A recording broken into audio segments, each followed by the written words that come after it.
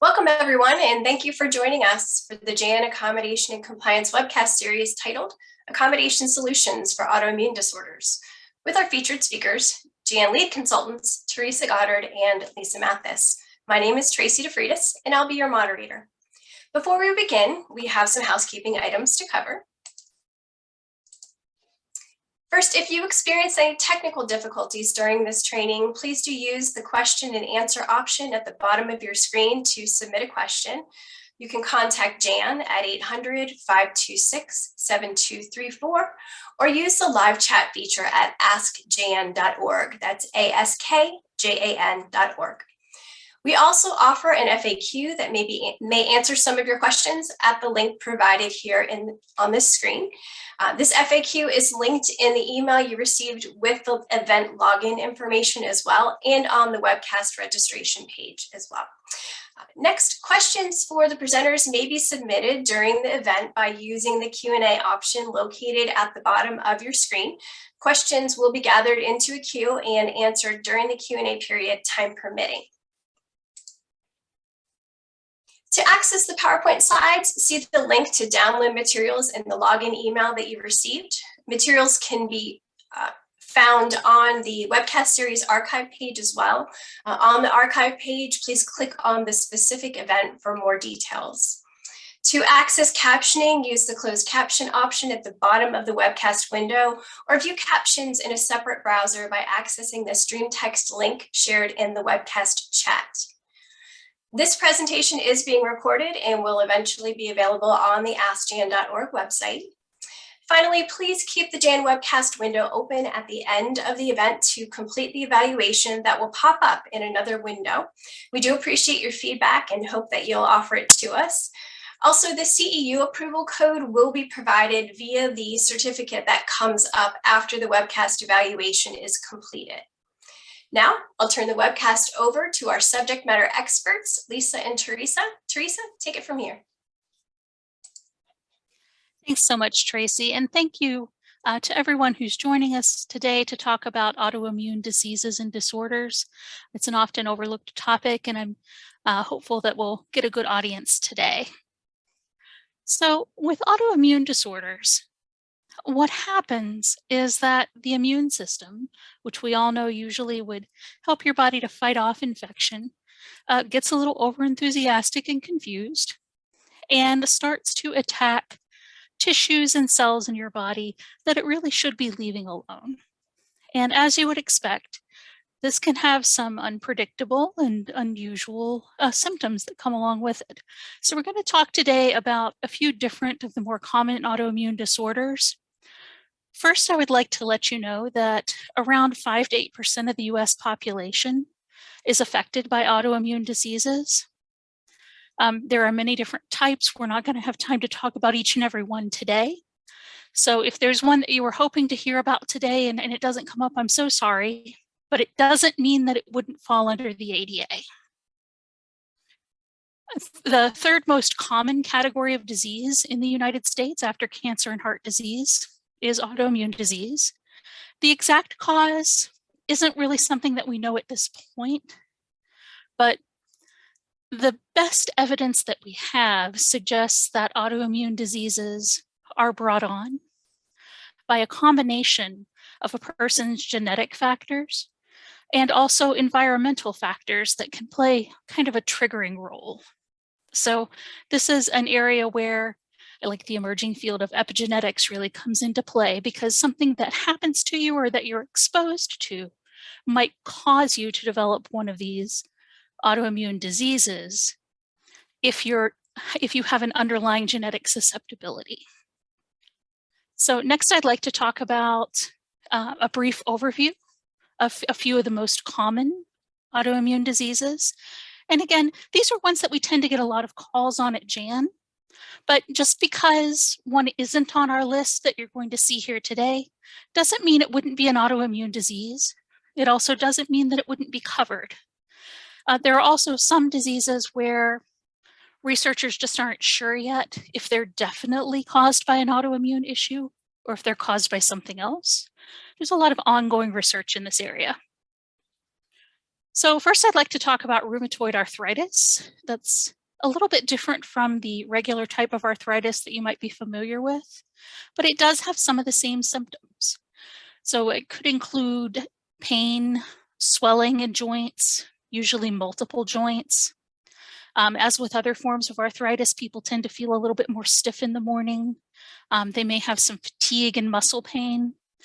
But with a rheumatoid arthritis, or RA as it's sometimes called,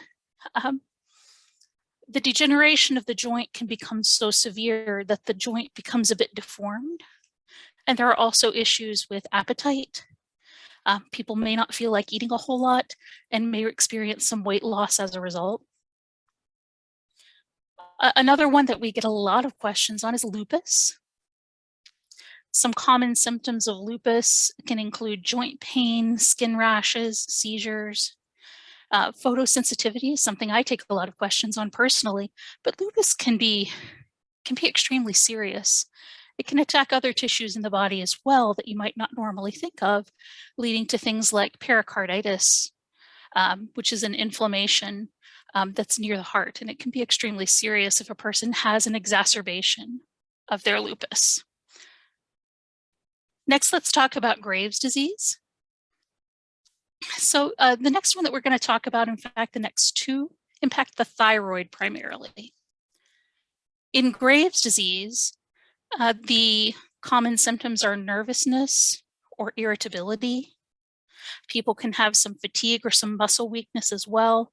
There's often a lot of sensitivity to heat. In fact, sensitivity to heat is a common feature among a lot of autoimmune disorders, but particularly with Graves' disease.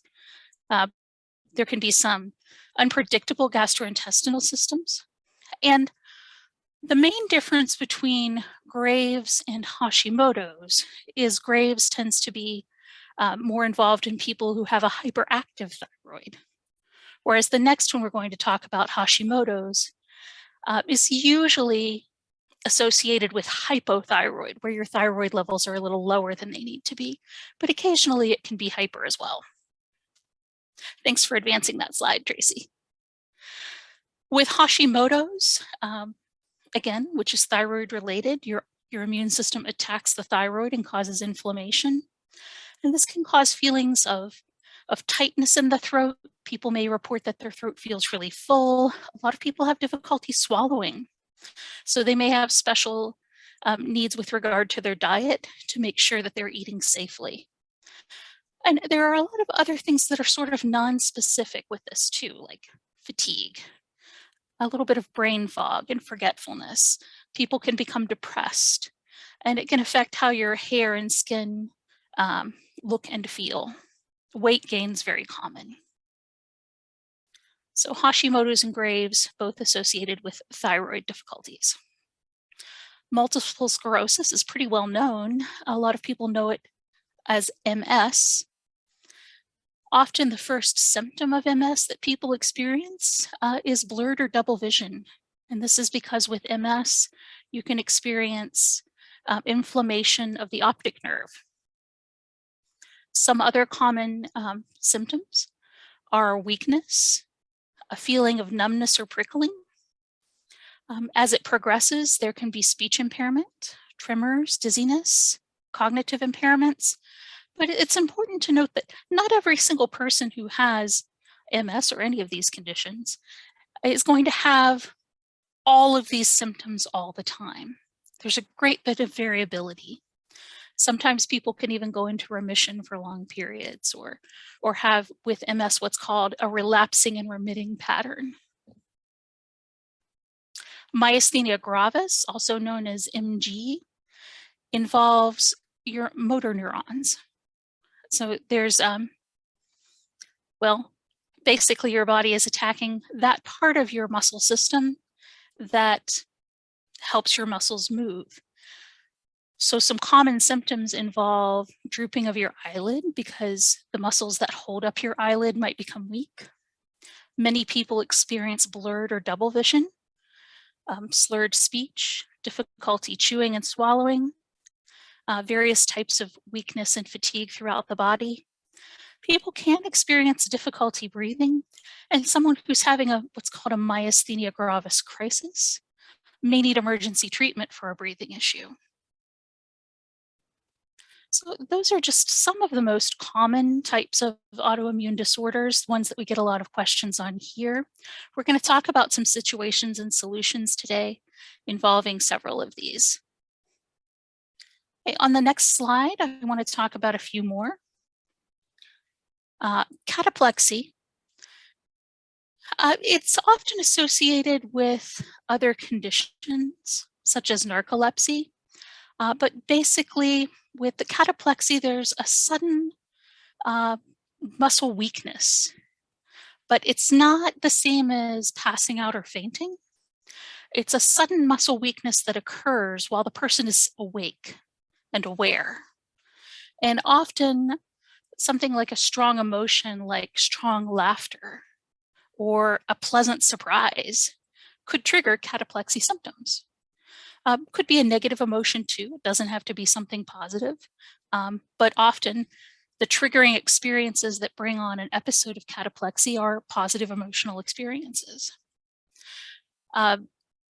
Sometimes it might be fairly imperceptible to others. So people might just have just a little bit of a loss of muscle tone, maybe experience droopy eyelids or something like that, maybe weakness in another part of the body, such as the hands. But a severe episode could involve a complete loss of tone in all of your voluntary muscles. So you can imagine experiencing that suddenly could be very impactful, especially in the workplace. I want to talk a little bit about gastrointestinal disorders. Of course, not all GI issues are autoimmune related, but there are a couple of conditions that fall under this umbrella. And the symptoms that people experience from these can range from mild to debilitating. It could be that a person experiences constipation, or they could experience other symptoms like nausea and pain. And there's going to be a lot of variance, not only between individuals, but also in how a particular person is impacted at a particular point in time. I always say this about all the conditions we deal with, but you really need to rely on the individual who is seeking an accommodation to understand how their condition impacts them, because a list of conditions and a list of symptoms like this is only going to tell you about the range of things that could happen. An employee with a disability is always the expert on how their condition impacts them specifically. So finally, I want to talk about a condition that is more modernly known as GBS. This one makes people a little bit anxious to talk about sometimes because there's not a lot of consensus on how we should pronounce it.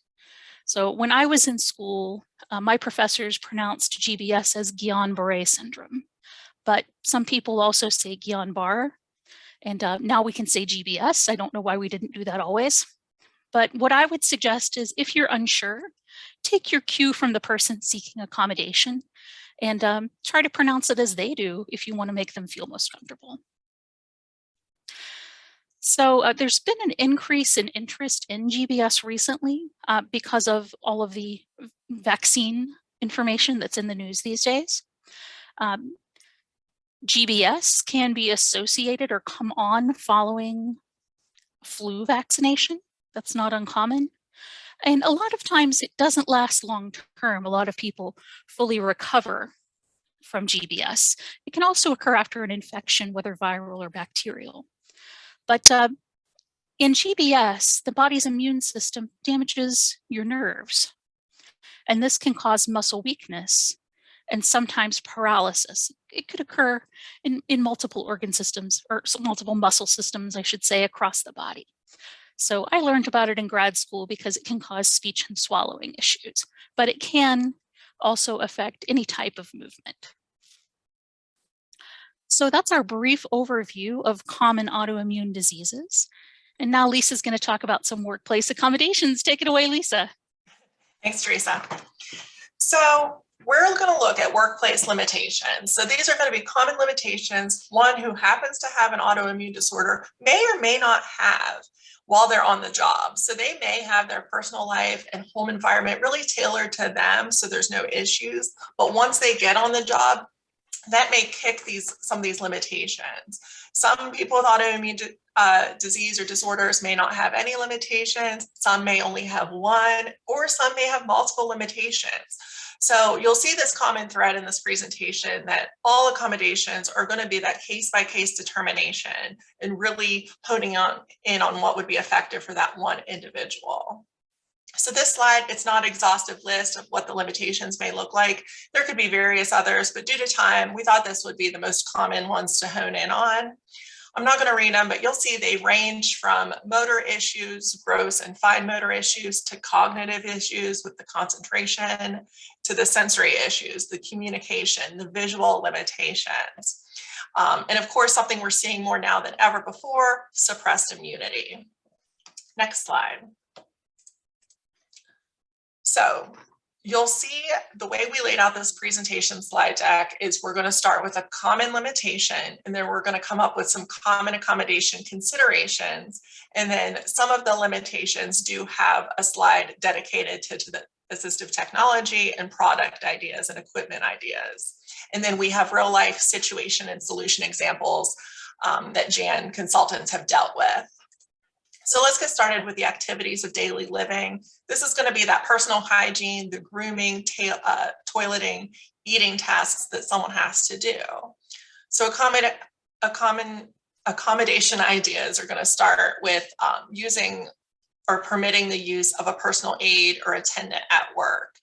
So for most cases, it's really just granting permission to let someone come on site. An employer probably isn't going to be responsible for furnishing that attendant. This is completely different for federal workers because the Section 501 does have stipulations for furnishing that personal attendant service. But this can help someone with an autoimmune disorder continue to thrive in the workplace. Service animals, I just wanted to touch that Jan loves a trial period or a demonstration period whenever an employer is hesitant on permitting that service animal in the workplace. Being considerate of the accessibility of the property. So if your building meets that baseline ADA accessibility guideline, if a person with an autoimmune disorder needs more accessibility, more grab bars in the restroom, a closer parking space, those are going to be under that Title I accommodation obligation. So for activities of daily living, you'll see there's lots of admin modifications to consider: modifying a schedule, longer breaks, moving that workstation closer to the restroom, which can limit the time away from work tasks. So schedule modifications for medical treatment are often popular.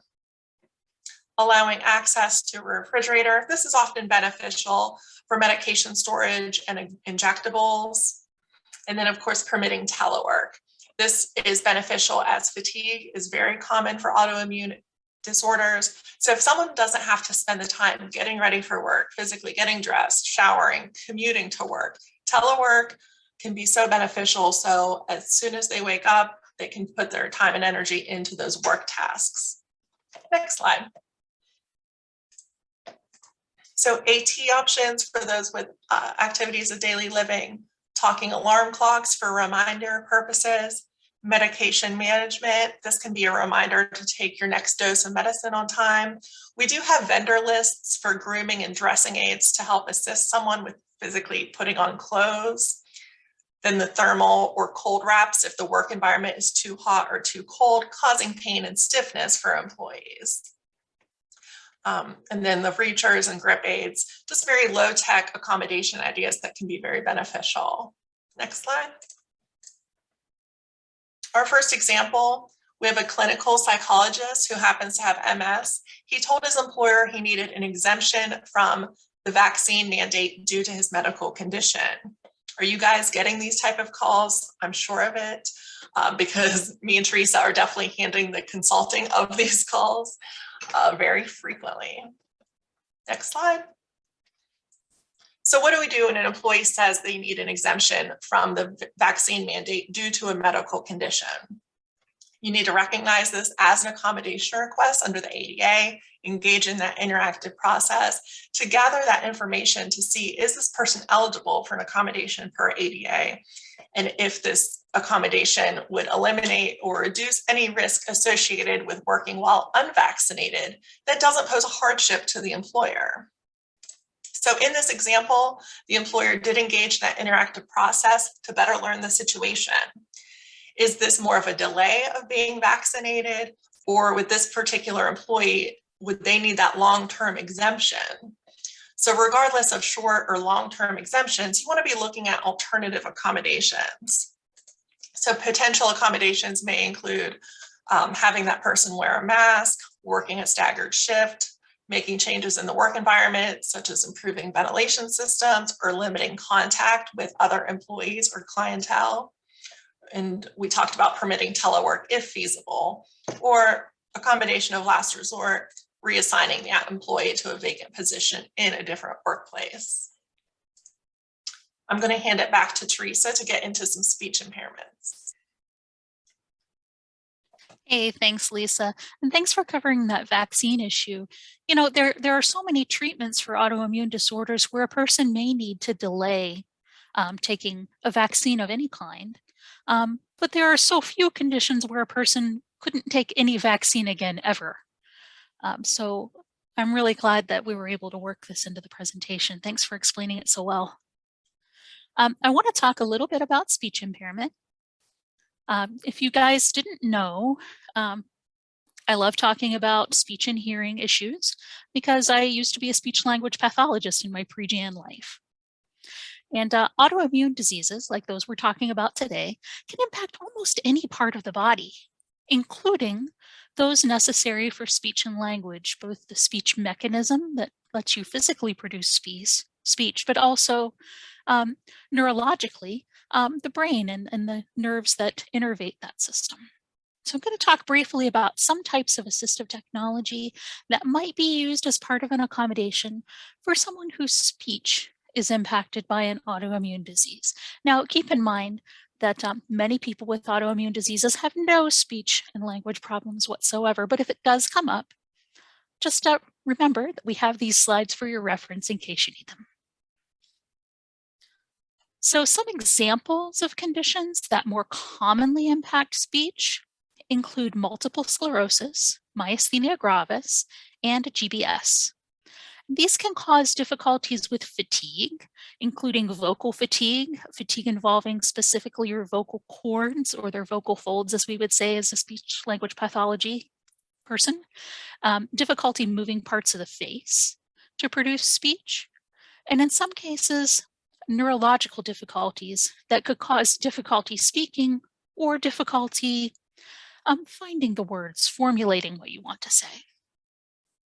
People with certain gastrointestinal disorders may also be susceptible to reflux, and that can cause a predisposition to problems with one's voice as well, because whenever you do have acid reflux, that can kind of come up your throat and impact the vocal mechanism.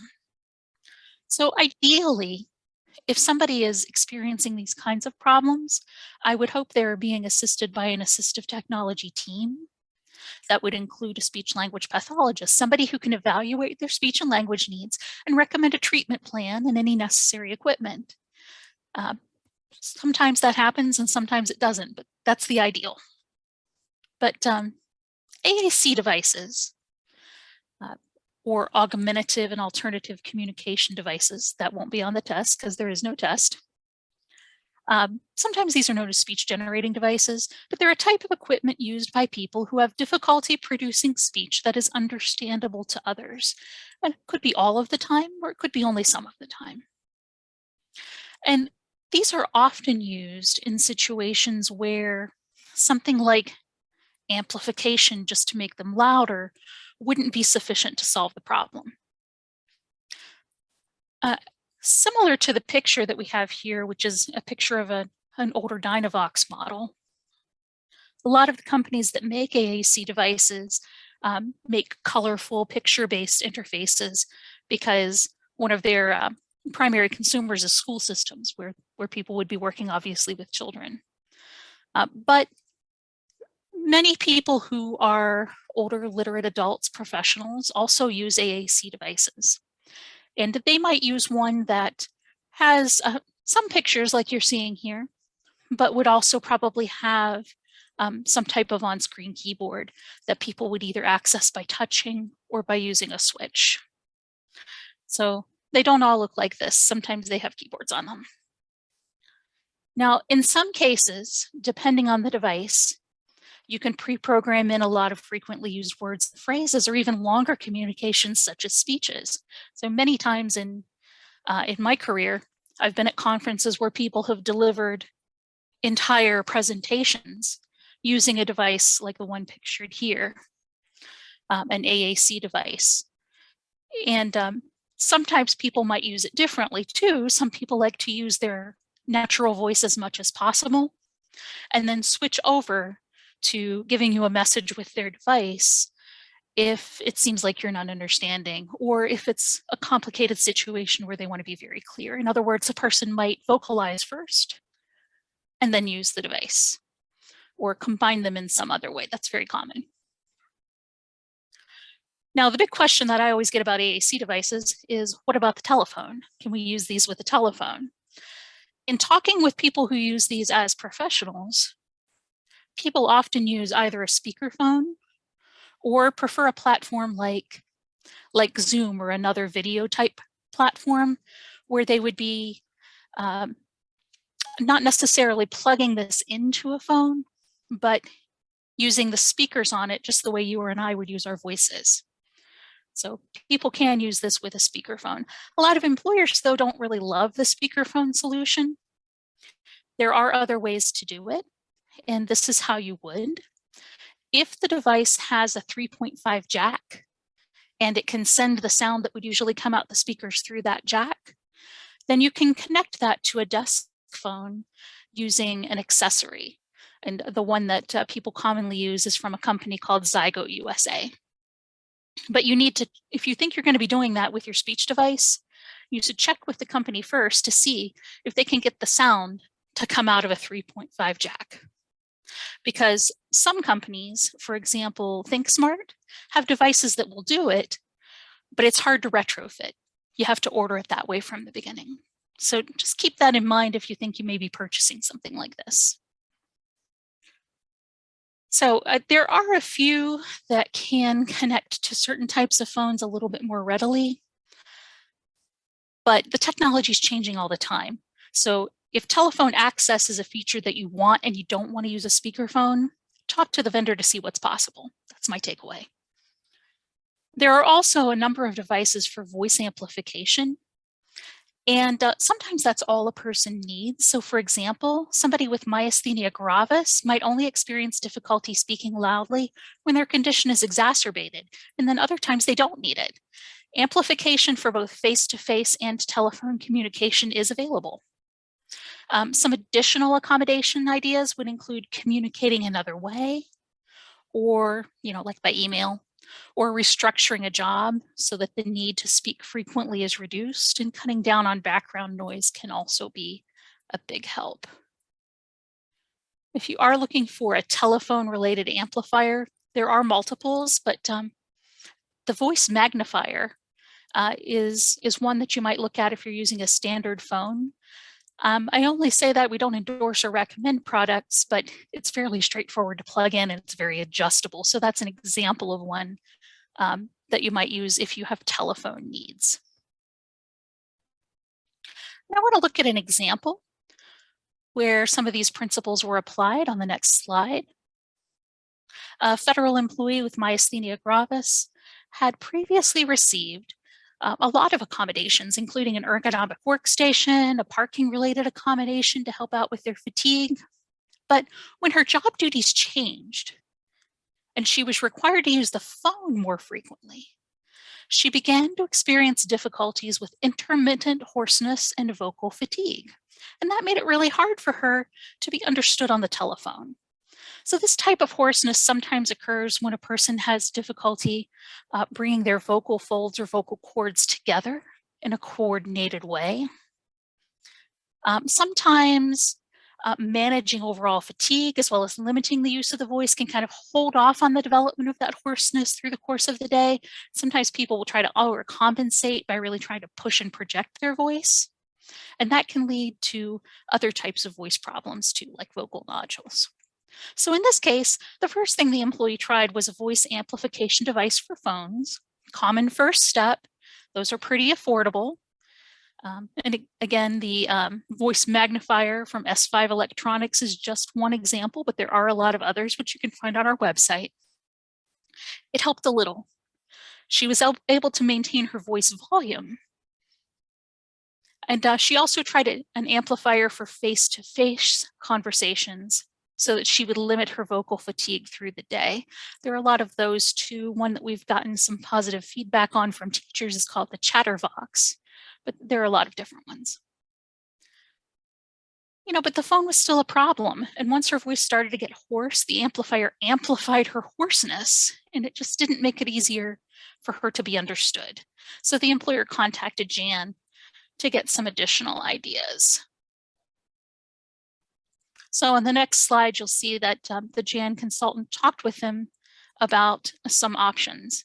Oh, here are some options for body fatigue and weakness. I think Lisa's going to go over these. I would just want to talk to you a little bit about the previous case.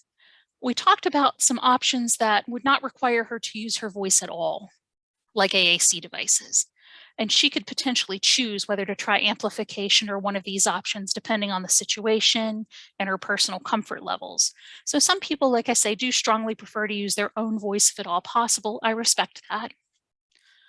But it's good to have a backup option available if needed. So some of the options that we discussed were TTYs that could be used with the phone, or speech generating devices that could be used with the phone. Okay, now Lisa's going to talk with you a bit about the body fatigue and weakness. So these accommodations for fatigue, they're going to look very similar to the ones of the ADLs. I think the only addition is job restructuring. So let's consider removing marginal tasks if someone is putting a lot of the physical energy into those secondary tasks.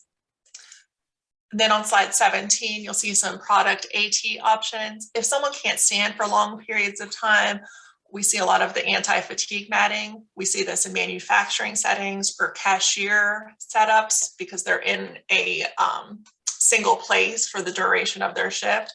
But if you're someone that has to kind of walk over some property grounds and you're limited in the standing and walking, then there's wearable anti-fatigue that straps to the bottom of your shoe, which a lot of people like.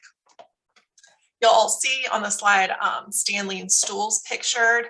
This gives the reach and accessibility as if you were standing, and it gives the illusion in many work settings that you are standing. So employers do love the Stanley stools, but it really takes the weight off, takes that load-bearing pressure off. If someone would be limited in standing. There's mobility aids, of course, we can consider. Most times it's not going to be that employer obligation if they're needed both on and off the job, but of course there's unique circumstances. And I did want to note that all the assistive technology that we're talking about today, if you download this slide deck, you can, these products are hyperlinked, so you can go straight to a vendor listing of where you can find those products.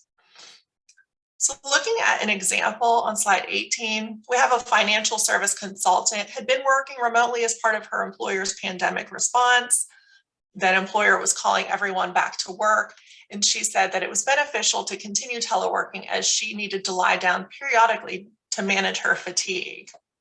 So lots of these new requests, people have really thrived in the home setting and want to continue telework as they saw the benefits to dealing with their medical condition. Next slide. So as we suggest, this employer did engage in that interactive process and permitted a temporary extension of telework. This would buy everyone some time to see if they can accommodate her on site with a private space to lay down while still enabling her to continue working with this temporary telework agreement. Jan loves temporary accommodations. We see this when we need to buy some time, do some research. Is this feasible in the long term? Is it posing a hardship? Does it make sense for the limitations provided? So don't be scared to furnish an accommodation and put parameters on it that we're going to circle back in 30, 60, 90 days to see if it's effective without causing that hardship. It just makes good business sense. I'm going to hand it back to Teresa for some vision impairments.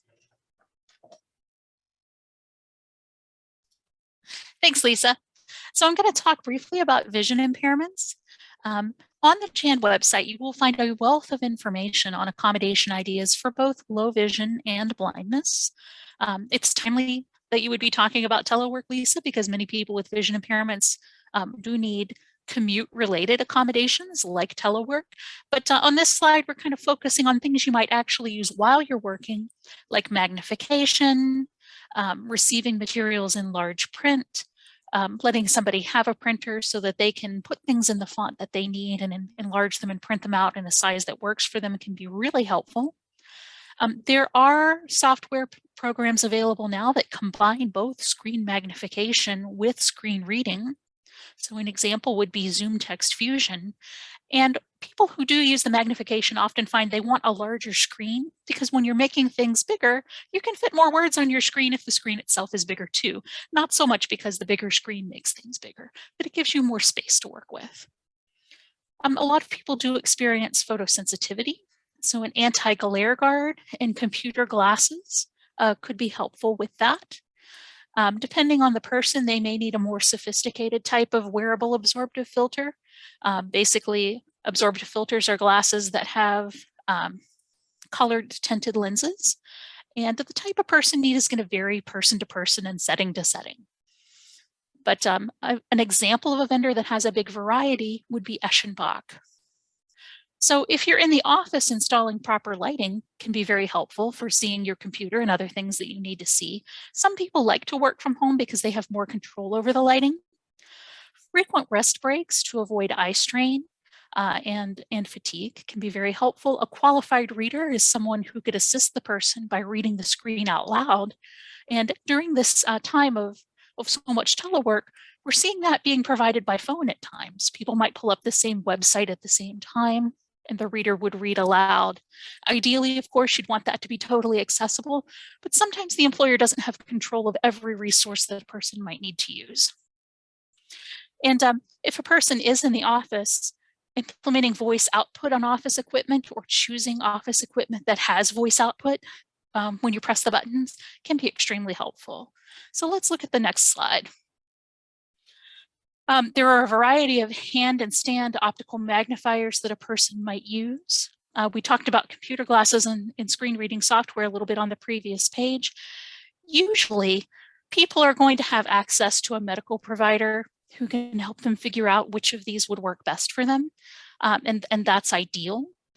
But if you want to know more about these options, you can always get the slides and click through.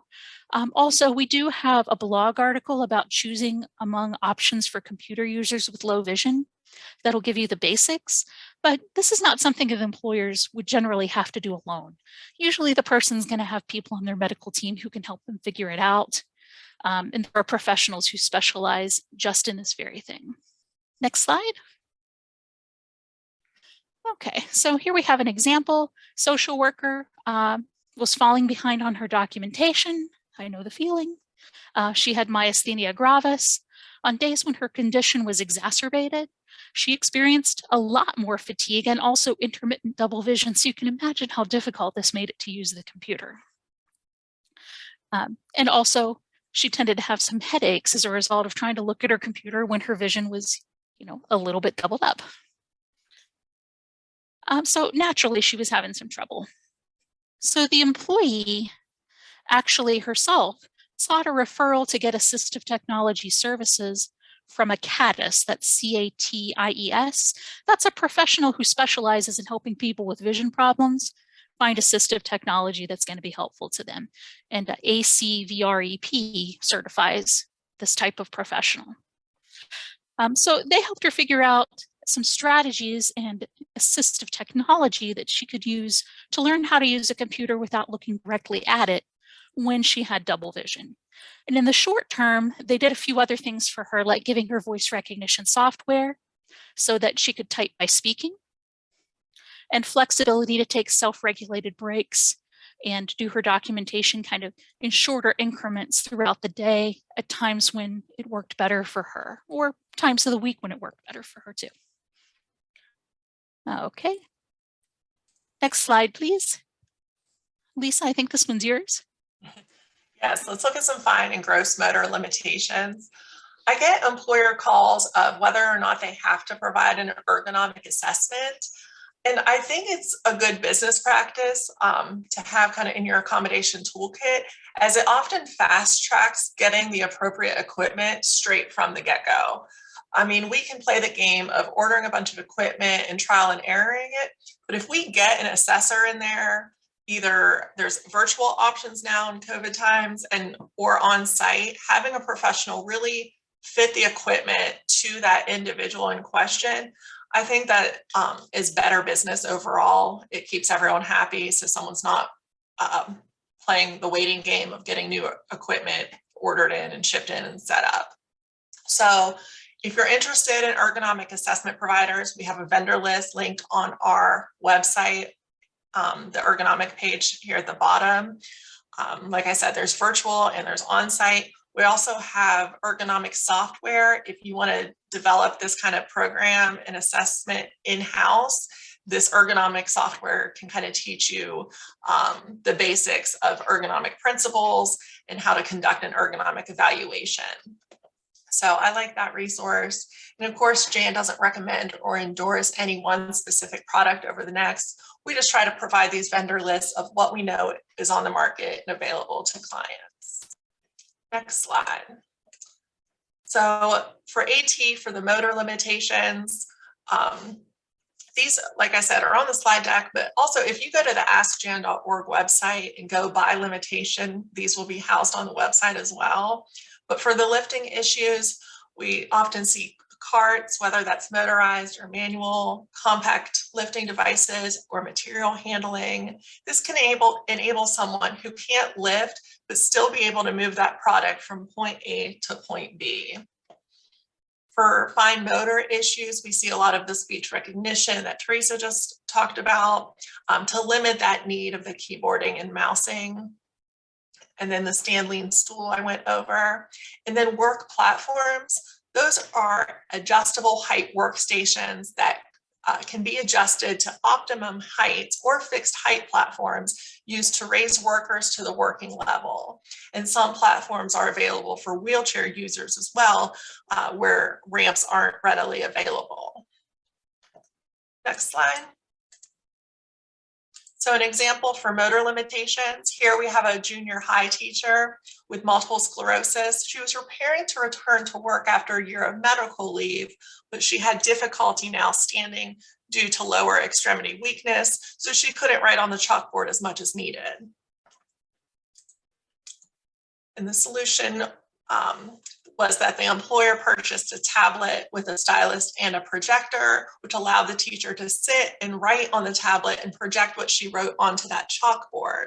So the kids still got the information on the board in front, but the teacher was able to sit at a desk off to the side of the board and write that information on that tablet. And I did link on the slide the Jan's accommodations for educators with disabilities. It has lots of accommodation ideas for the education setting and lots of situation and solutions, which I think help kind of think outside the box for some of those unique ideas.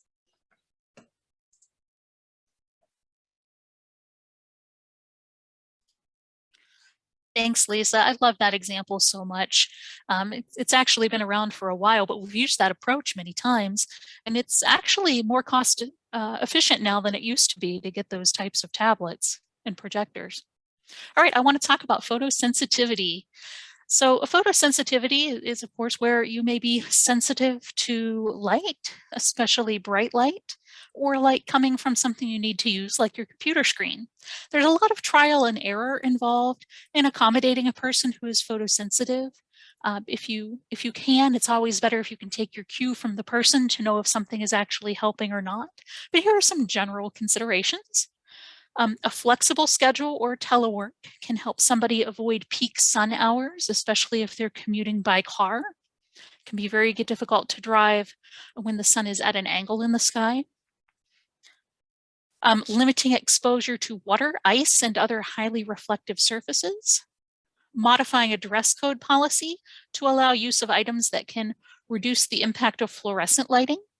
So allowing the use of things like absorptive filters and perhaps hats with brims.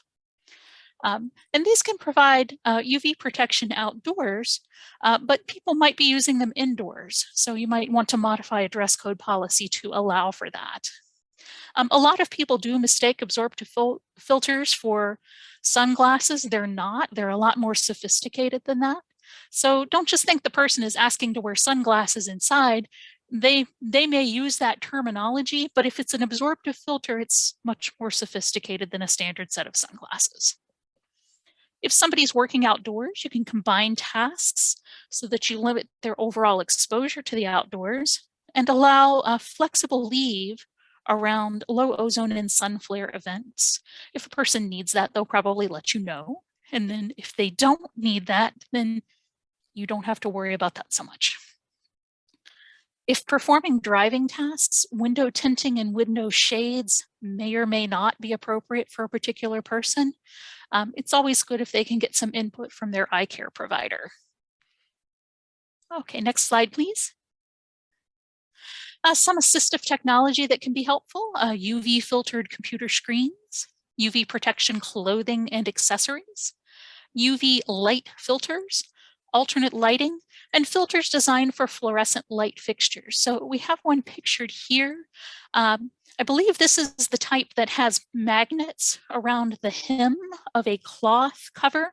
And so you just kind of snap those right up to that metal fixture that's around your cover of your fluorescent light, and then you can take it down when it's no longer needed, put it up when it is needed. This is popular with educators because they may not get to have their same classroom every year, so they might need to take their modifications with them. Okay, next slide.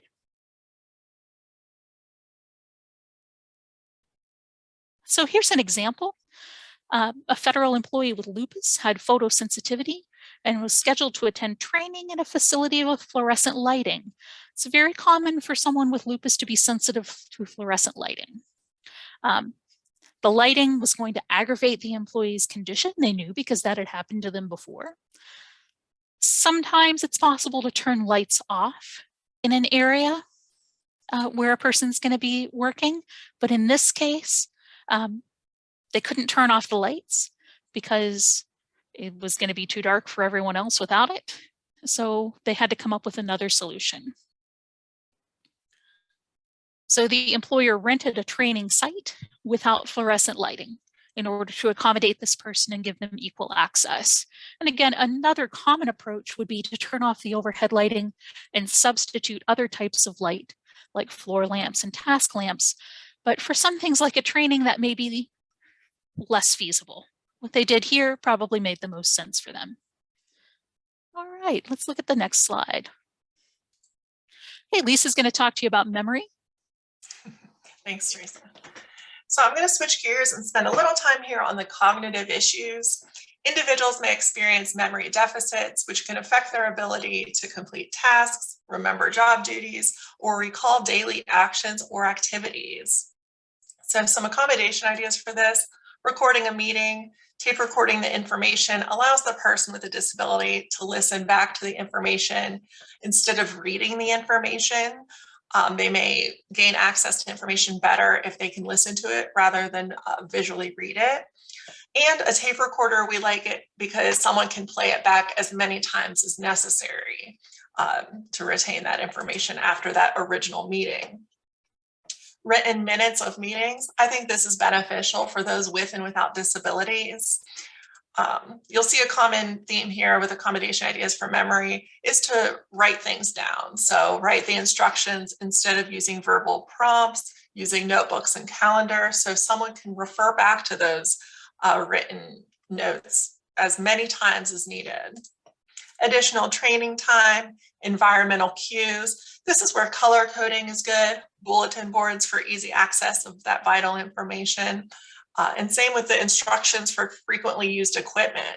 Again, some of these accommodations may just be the way we do business. I know in the conference room at our office, we have instructions on that frequently used equipment, because making a conference call, you might do it only once every 6 months. So just having the instructions to refer to is beneficial for everybody.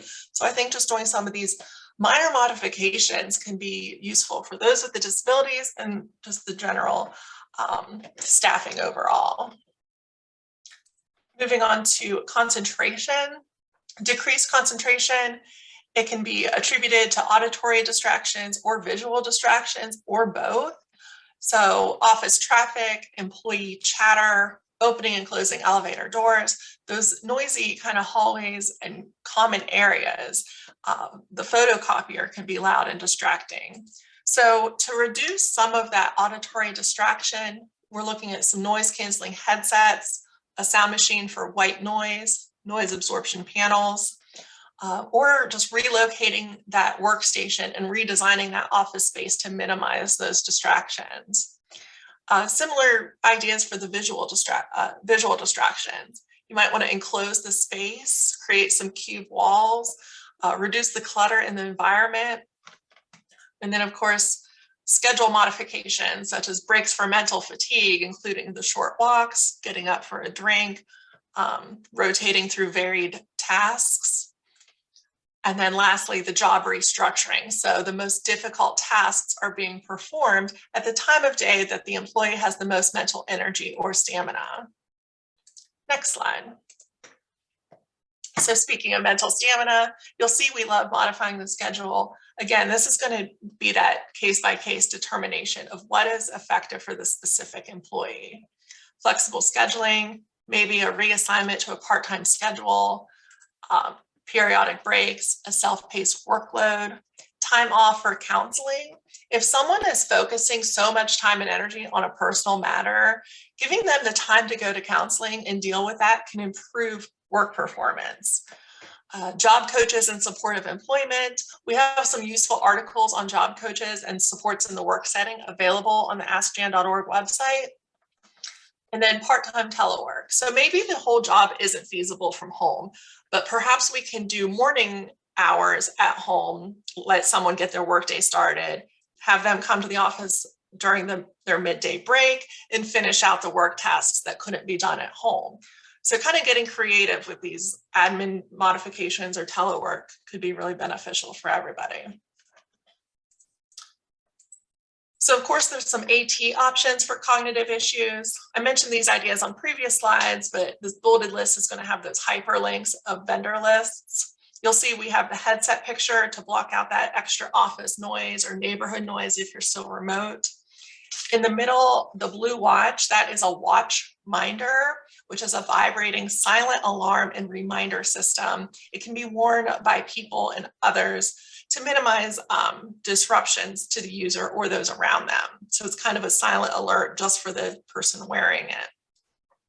And then the tape recorder on the right side, again, replaying those recordings of the meetings or their own personal notes that they want to remember later. Looking at the situation and solution, we have a bus driver with Hashimotos, that thyroid disorder. So while he's good at the day-to-day job tasks, bus driver duties, he was often late or even completely missing meetings that the employer emailed him. When the employer brought it up, the employee said, I have some brain fog, it's causing me to lose track of time or completely forget about those scheduled meetings. So the solution here was that it was actually a trial and error accommodation solution. First, the employer was emailing the employees. Well, this bus driver, he still wasn't checking the email. So that email was going into the void. So then the employer bought a smartwatch to email. So email notifications could be viewed on the actual watch, which was on the employee's person. So this is why it's going to be important to determine what AT would be most beneficial for the user. So someone with a cognitive impairment, having a smartwatch that accesses all your phone, all your email, that may be overwhelming and they might fall down that rabbit hole. But for some people with a cognitive impairment, having access to the email is going to be better because otherwise they would have forgotten the email. So kind of balancing the needs of the employer and the job tasks versus the limitations of the employee. I think it really needs to be that tailored accommodation solution. So if someone with a cognitive impairment may get preoccupied with the Apple Watch, like I mentioned, then maybe the watch minder would be more appropriate, where it just flashes, go to your office, check your email, and get the data that way. So kind of determining what would be effective is going to take an assessment. Okay, back to Teresa for temperature sensitivity.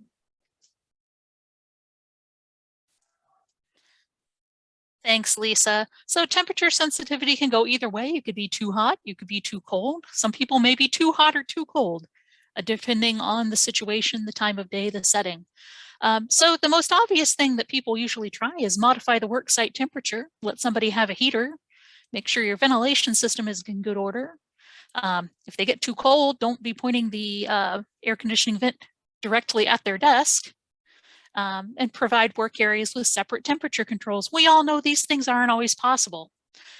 So modifying a dress code so that a person can wear clothing that helps them feel more comfortable can make a huge difference in somebody's comfort and productivity. Allowing flexible scheduling and flexible use of leave during inclement weather, also an option. Letting somebody work from home or work from an alternate location could give them more control.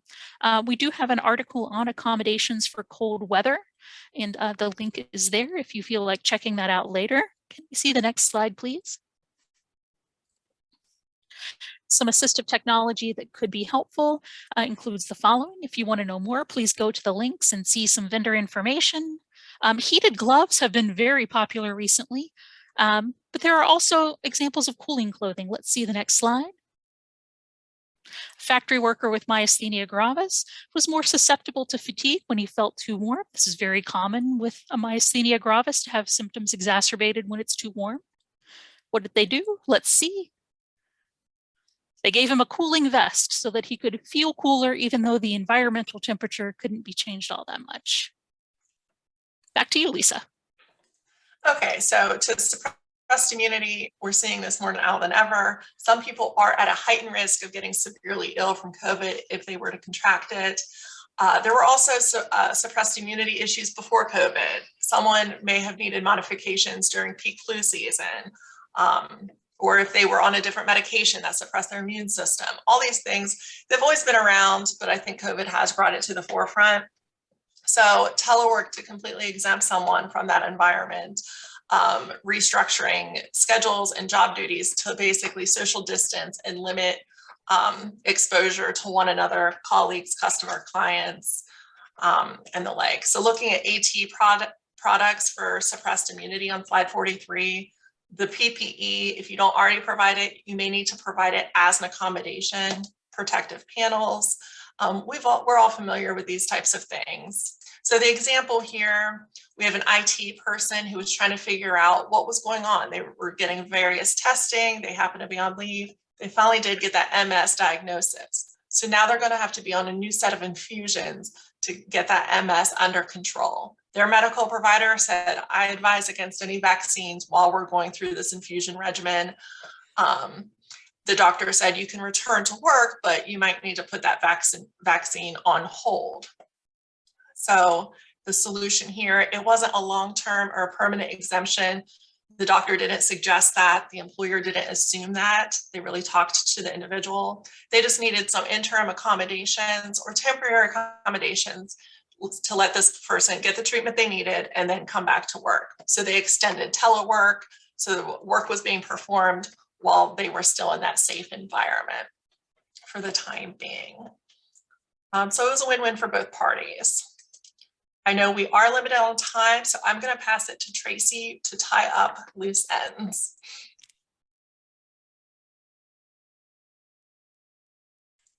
Thanks so much, Lisa and Teresa. You did a great job. Lots of really useful information there. We appreciate it. Unfortunately, that's all the time we have for today. So Lisa and Teresa, we thank you for sharing your time and expertise with us. For additional information on the topics discussed today, please do contact Jan. Go to askjan.org to contact us by phone, live chat, or email. Please also consider following us on Facebook and Twitter. Please remember to complete the webcast evaluation. You can keep the Jan webcast window open when the webcast ends. An evaluation will pop up in another window. We do appreciate your feedback. If you're seeking a CEU for this event, the CEU approval code will be available after that evaluation is completed. We'd like to thank Alternative Communication Services for providing the captioning for this webcast. And finally, please join us again next month for next level accommodation and ADA challenges. Thanks to everyone for attending this Jan Accommodation and Compliance webcast series event, and this concludes today's training.